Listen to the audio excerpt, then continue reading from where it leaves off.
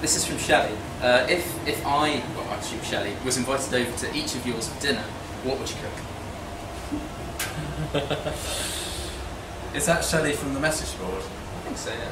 Yeah, it'd be veggie at mine, I'm afraid, so, you know, if you're expecting steaks.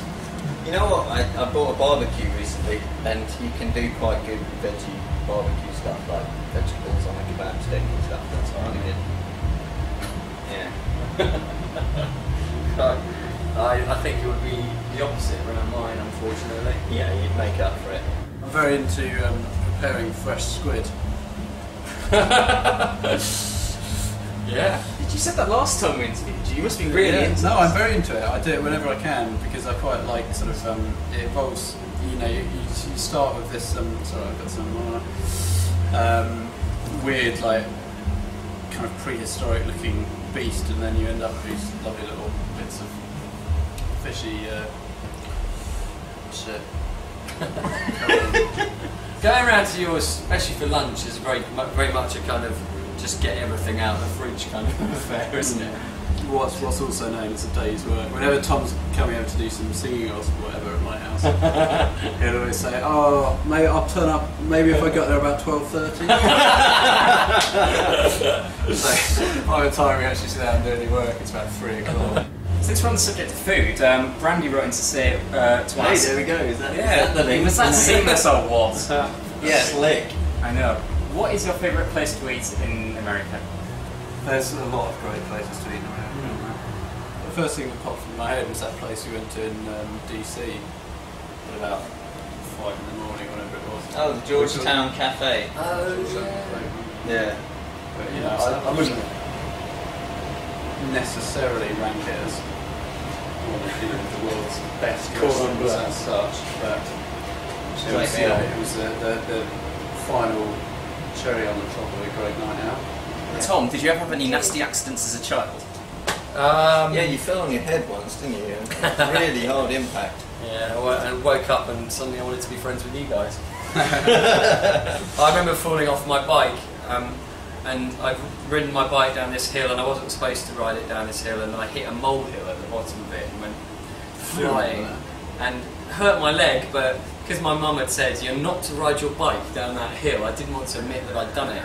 And I was hobbling around for a few days, probably with a dead leg actually, like a proper dead leg. But I was too scared to tell anyone, and I couldn't kick a football or do anything, and I was a bit kind of worried that I'd actually really badly injured myself. But it eventually went. It put an end to my football career.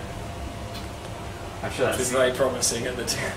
That's the only reason you're not a professional footballer now. Well, yeah. Would you rather be a worried genius or a joyful simpleton?